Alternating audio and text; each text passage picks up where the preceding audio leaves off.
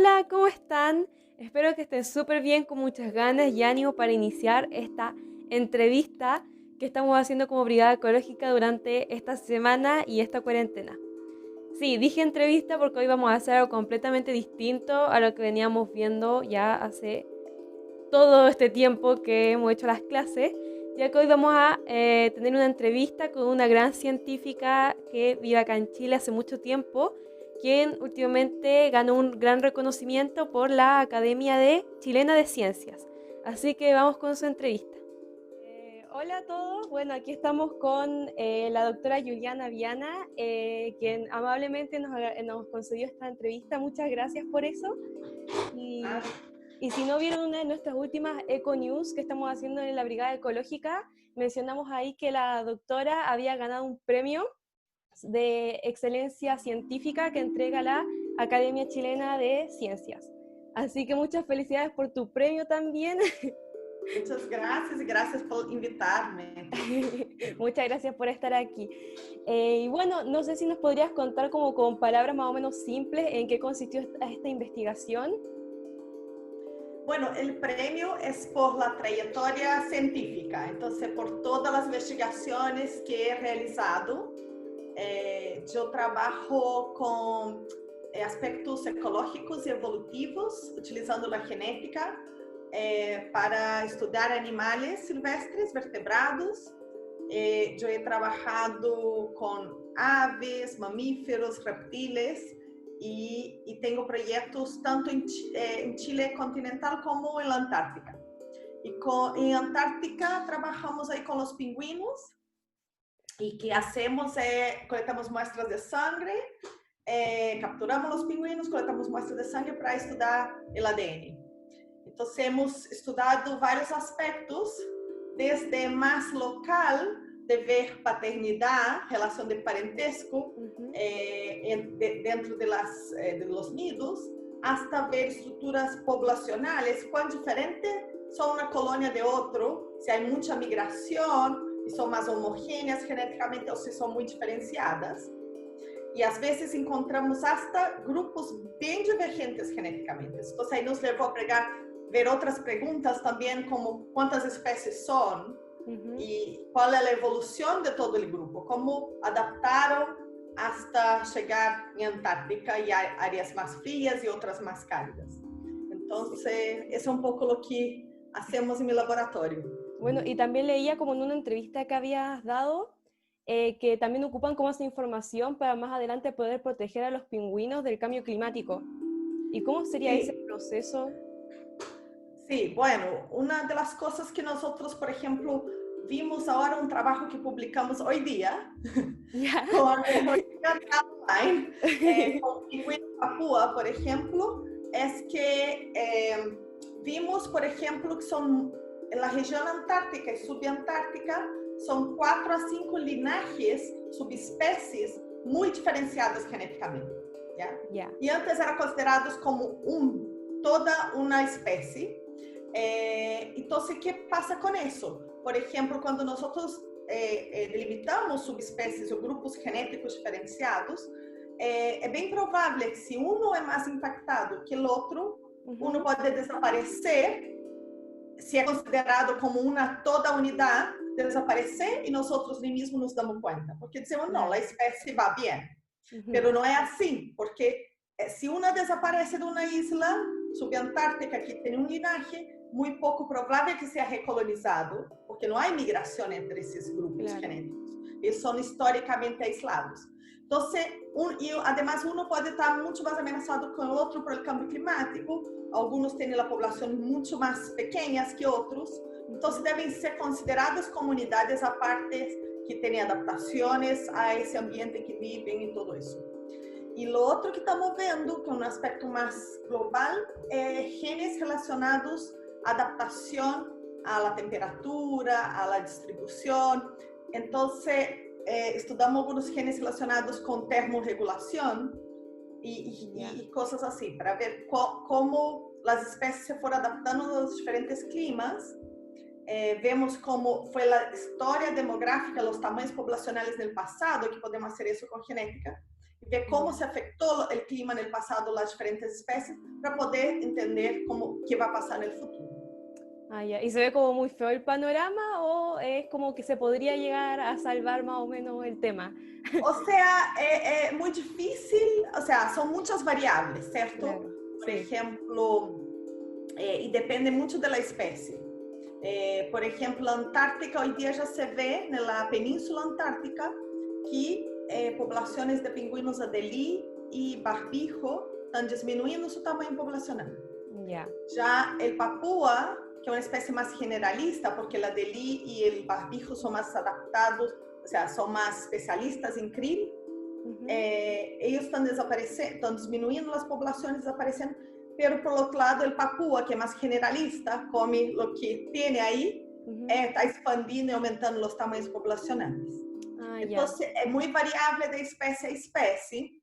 Se ha visto, por ejemplo, que pingüino rey, hay modelos que muestran que como ellos se alimentan en la frente polar, que es una frente oceánica que está alrededor de Antártica, que cambia la temperatura y salinidad drásticamente, pero es bien productivo. Entonces, el pingüino rey, que es subantártico, se va a alimentar ahí. Pero sabemos que con cambio climático y varias otras especies de pingüinos, se va, o sea, va a ir el límite a mayores latitudes, ¿cierto? Entonces va a quedar más lejano para ellos se alimentar. Entonces también va a tener un impacto ahí importante. Si las especies van más lejos para se alimentar, por ejemplo, o sea, mayor mortalidad de las crías que están en los nidos. ¿Cierto? Sí, Mayor algo así gasto leí. energético. Sí. Claro, ahí es donde van Sí, hay disminuyendo. muchos factores. Por ejemplo, sabemos que con el cambio climático, los eventos del Niño van a ser más frecuentes, más fuertes. ¿Cierto? Entonces, por ejemplo, entre el norte de Chile y Perú, las poblaciones marinas las especies marinas son bien afectadas, se disminuye la producción de peces y hay alta mortalidad, por ejemplo, de pingüino de Humboldt.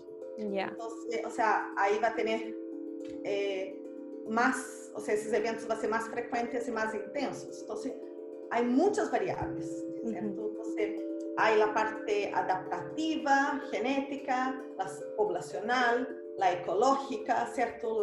El ambiente. Entonces, son muchas variables y nosotros ahora lo que estamos haciendo es integrando todas esas variables en un modelo para predecir la distribución de ellas a futuro. Desde variables genéticas, poblacionales hasta ambientales. Es algo complejo, pero es muy interesante. Sí. Bueno, ahora pasando a otras preguntas, también en esa entrevista leí que uno de tus grandes objetivos es como formar a nuevas científicas a través de abrir espacios y espacios para las nuevas investigadoras. Entonces ahora mi pregunta va a como si te gustaría ver el feminismo más potente en el área científico, que sabemos que por mucho tiempo fue un lugar dominado por los hombres. Sí, o sea, a mí o sea, es muy difícil para mí pensar hoy día una mujer y hasta hombres que no sean feministas, ¿cierto? ¿Por qué no desearían igualdad de condiciones para todos? Porque más bien los hombres también se liberan con el feminismo, ¿cierto? Ellos pueden ser más sensibles, sin ser criticados, ¿cierto? Entonces, una liberación y es justo para todos. Entonces, claro, o sea, obviamente que yo quiero que no solo en el ambiente científico, pero todo el mundo sea así, feminista. Claro, eso es lo que queremos. Pero claro, en el ambiente científico es muy duro y se nota bastante, o sea, notamos toda nuestra vida, ¿cierto? Desde niñas. Cada generación, por suerte, por muchas mujeres que luchan para el cambio, ha ido mejorando. Imagino que tú ha pasado y va a pasar menos situaciones machistas que yo, ¿cierto? Y yo puedo hoy día manejar, votar y hacer muchas cosas gracias a muchas mujeres que han luchado para eso. Entonces, yo tendo a honrar esas mujeres que abrieron camino para mí. Como ela, Adelina Gutierrez, que é a investigadora astrofísica que ganhou, que o prêmio que ganhei tem seu nome. Sí, sí. Entonces, ella es un nombre importante de la ciencia chilena y fue una de las mujeres pioneras y y abrir camino para todas nosotras. Y hay muchas otras. Sí. Entonces, obviamente, o sea, es importante eso. Y yo, o sea, del camino que he percorrido, con todo lo que he pasado, las situaciones machistas que he pasado, o sea, encontré que era una obligación mía trabajar un poco y unirnos como mujeres y hasta investigadoras para cambiar eso. Por ejemplo, por eso se ha creado en Chile la red de investigadoras de Chile, que yo hago parte, ¿cierto? Sí. Que ha empezado por situaciones extremas hasta de acoso de profesores, hombres en las universidades, a alumnas, o de acoso de académicos hombres con académicas mujeres, y que ha sido impune por muchos años. Entonces, la red empezó por situaciones hasta que llegó a situaciones bien extremas. Pero hoy día operamos como en muchos aspectos. ¿Y tú crees que quizás en el área científico el hombre tiende a sobresalir mucho más que la mujer, aunque la mujer haga más esfuerzo que el hombre? ¿Eso es como habitual? Sí, sí. Eso ha sido probado. O sea, en todos los aspectos nosotros estamos constantemente trabajando doble para probar que somos igual o mejor, ¿cierto? Sí. Entonces siempre trabajamos mucho más para poder afirmarnos en la carrera que estamos trabajando, para mostrar que sí somos capaces. Y en términos científicos hay muchos datos que muestran, por ejemplo, que todavía nosotras ganamos menos que los hombres, ¿cierto? La Universidad de Chile, por ejemplo, ha publicado datos de ella misma diciendo que las mujeres ganan 20% menos que los hombres.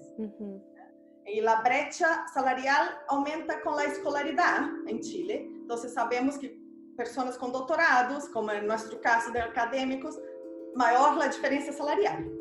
Claro. Entonces, sabemos, por ejemplo, que otro día coloqué un paper que salió que mostraba que en América Latina los hombres que lideran la publicación científica, normalmente el último autor, el jefe de laboratorio, normalmente publica con más porcentaje de hombres. Claro. Las mujeres tienen una porcentaje más igualitaria de hombres y mujeres como autores. O sea, eso muestra claramente que hay una discriminación. Sí, sí.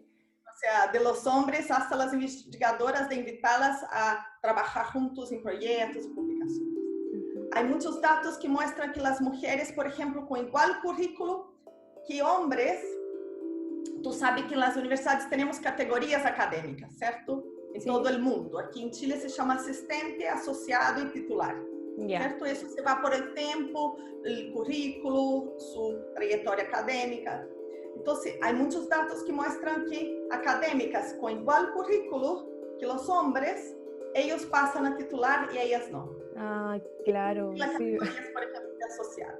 Entonces, hay muchísimos datos que muestran, con datos científicos, que muestran la discriminación. Claro. Esos son los datos cuantitativos, ¿cierto? Que se puede cuantificar. Sí. Y además hay muchos datos cualitativos, o sea, de situaciones que nosotros pasamos a diario. Yo te puedo hablar casi que eternamente aquí, pero por ejemplo, somos cuestionadas todo el tiempo. Entonces, si tenemos además las mujeres no llegan por decisiones de liderazgo fácilmente, ¿cierto? Diretoras, decanas, rectoras, ¿cierto? Sí.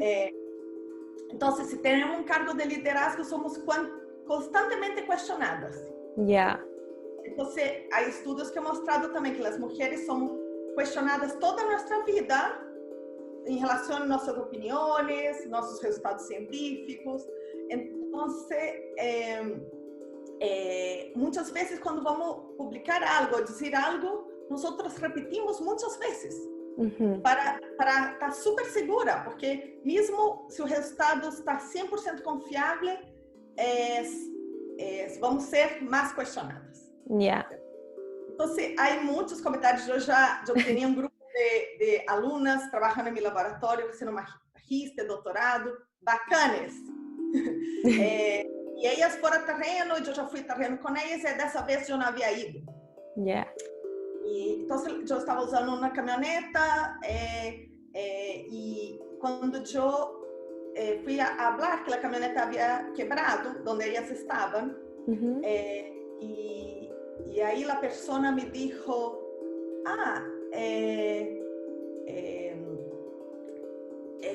quando eu dije, elas já tentaram de todo para arreglar e não puderam. Elas, então por isso passou isso. Ou seja, eu dije, a ver, o sea, eu, de verdade, os comentários não os deixo passar um. Sí. Elas já cambiaram a bateria, já empurraram o auto, levaram no taller e disseram que é um problema da parte mais profunda do auto, ou seja, de computação. Ou seja, não creio que tu seria capaz de arreglá-lo no lugar dela. Ujú. Então, hay cosas que son más directas, Sí. pero la mayoría de ellas son indirectas. Claro. Entonces, y muchas de ellas son que te perjudican sin mismo que tú sepas. Ujú. Entonces, todo eso igual es agotador. Sí, pues me imagino. Por eso yo también prego la sororidad, ¿cierto? La Sí. empatía de las mujeres, o sea, que nos apoyemos siempre en ese camino. Sí, pues es necesario para poder lograr un feminismo un poco más fuerte. Sí, sí. Y ahora pasando como a otro tema que también mencionaba ahí en tu entrevista, es que tú tenías ganas de ser científica desde muy chiquitita, desde los 7 años, pero que además que tus compañeros se medio burlaban de ti porque era una carrera súper distinta que no todas las niñas tan pequeñas quieren ser. Entonces Sí. La primera pregunta es, ¿qué te motivó a querer ser científica desde tan pequeña? Bueno, en verdad, o sea, mi papá veía mucho National Geographic, Jacques Cousteau. No sé si es de tu generación Jacques Cousteau. Creo que no. No, bueno, Jacques Cousteau foi muy emblemático en mi época. Era un señor que ya falleció, pero él fue pionero en expediciones marinas del mundo. Entonces él tenía un programa como la National Geographic que era sobre bucear, y él desarrolló muchos de los equipos de buceo de hoy día. Mostrar la vida marina en todas partes del mundo. Él también fue al Amazonas. Entonces, mostraban o sea, yo veía mucho sus programas en National Geographic, y yo quería ser como ellos. Quería estudar la biodiversidad y tenía la ambición de salvar el planeta, ¿cierto? Sí. Entonces, eso fue que me llevó a estudiar. Y bueno, claro, mis compañeros encontraban un poco atípico en la época, ¿cierto? No era muy común. Sí. Y además yo decía mucho que quería trabajar con mamíferos marinos, y yo soy de Brasil, de una región que bien lejos de la costa. Entonces, más aún, se burlaban de mí, porque no, o sea, quería ser científica y además trabajar con animales marinos lejos de la costa. ¿Y eso causó en ti como algún efecto negativo, así como un poco de desmotivación hacia querer ser científica o algo así? ¿O no? Yo creo que no. Claro que, o sea, no es agradable en la época, pero uno también dice, no, les voy a probar que sí puedo. Les voy a mostrar a todos. Yo me acuerdo la primera vez que salí en el diario, que yo estaba en el pregrado, empecé a trabajar con manatís, y salí en el diario, el mayor diario de mi ciudad. Entonces, muchos compañeros de colegio me escribían y me decían, me acuerdo que tú querías trabajar con eso, qué bueno. Entonces, igual fue entretenido eso. Sí, yo creo que igual como nosotras mujeres no podemos dejar, o sea, no podemos frenarnos por los comentarios, sí, porque vamos a encontrar muchísimos nos caminos, nuestro camino, muchísimo. Entonces, tiene que tener eso claro y intentar siempre reflexionar sobre los comentarios que te siguen, porque es complejo. Yo me acuerdo hace poco, una amiga científica súper buena, yo le dije, postula ese cargo en la universidad. Y ella dijo, sí, voy a postular todo. y después su antiguo profesor de doctorado le dijo para no postular, que el cargo no era su perfil, que muchas cosas negativas, y ella estaba desistiendo de postular. Y yo dije, no, tú lo vas a hacer. Sí, no puedes dejar que nadie te diga lo que tienes que hacer.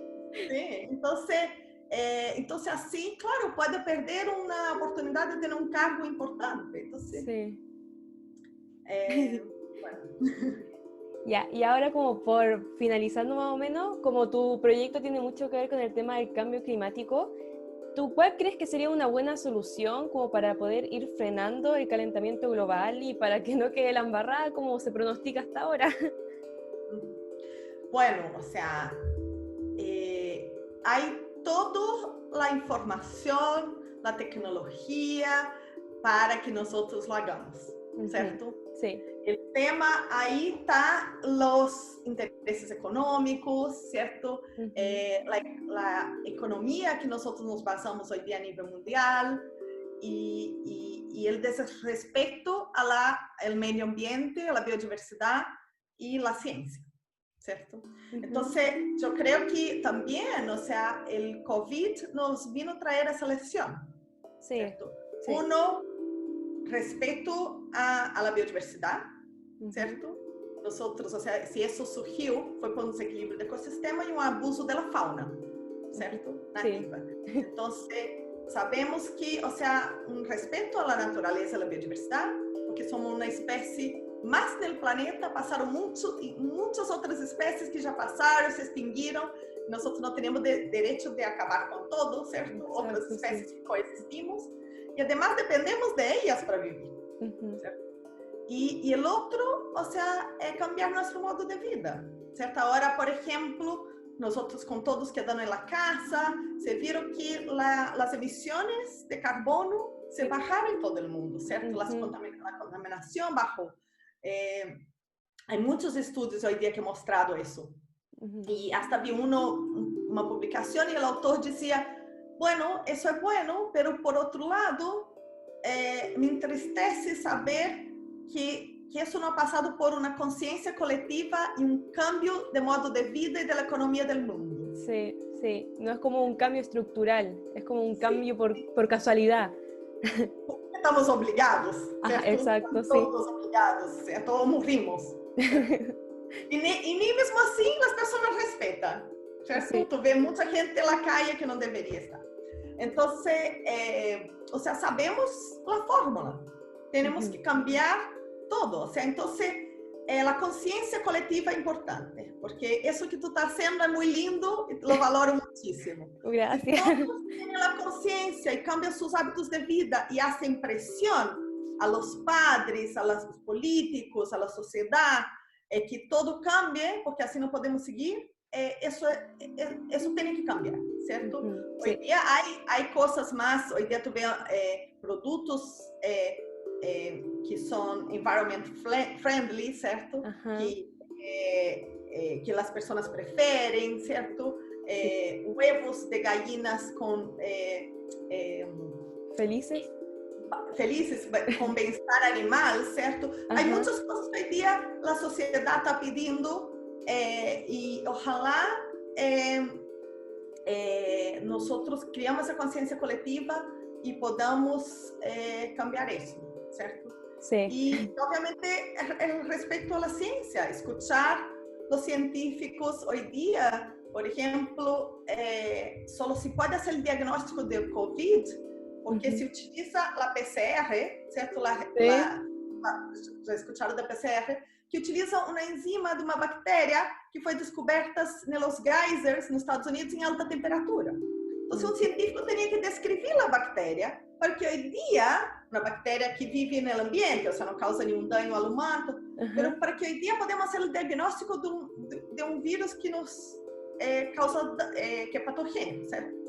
Então, isso el respeto, la inversión en la ciencia también, ¿cierto? Chile invierte 0.38% del PIB en ciencia.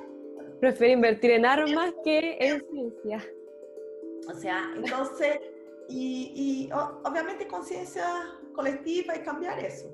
O sea, tenemos que hacerlo cuanto antes. O sea, senão também novas pandemias vão surgir, certo? E o câmbio climático vai empeorar todo. O sea, Sí, não só em termos ambientais, como nós outros vamos sofrer. Já estamos sofrendo em Chile a sequia, certo? sí. Então, o panorama não é nada bueno e Ujú. temos todo em nossas mãos para cambiá-lo. Ojalá lo hagamos. Ojalá. Sí, por eso hay que generar conciencia, conciencia colectiva. Bueno, Sim, así sim. que esa ha sido la entrevista. Muchas gracias por tu buena disposición para darme esta entrevista. Y eso, si quieres dar como un último mensaje. ¿Ah? Feliz que pueda hablar contigo. Ay, sí. Bueno, así que eso. Ya. Bueno, Marti, entonces, muchas gracias. Un abrazo a todos del colegio. Y ojalá muchos niños y niñas puedan seguir el mundo de la ciencia y puedan investigar y contribuir por un planeta mejor, ¿cierto? Yo creo que así va a ser. Qué bueno, ya, gracias. Bueno, así que esta fue la actividad de hoy. Espero que les haya gustado, que se hayan entretenido más con las otras clases, que les haya parecido interesante. Si tienen comentarios o preguntas, escríbanos. Ahí también puede estar la doctora Juliana respondiendo a ciertas preguntas, o si no, nosotros también. Y compartan este video para que mucha más gente comience a generar conciencia colectiva, como decía la doctora. Así que nos vemos la próxima semana. ¡Chao!